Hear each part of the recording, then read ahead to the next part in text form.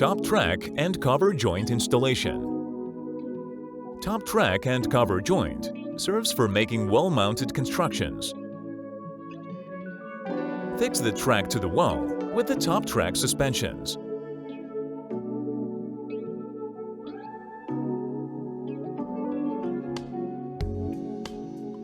Snap the front top track cover. The top track cover length is the same as the track length. Fix the joint to the side cover.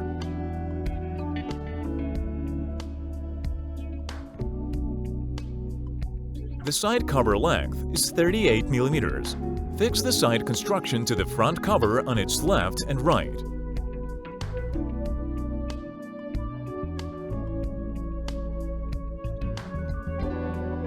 You can also use the end cover joint for decorative framing of 2 or more top-mounted tracks or corner constructions. The joint hides the structural fittings, giving the construction a finished look.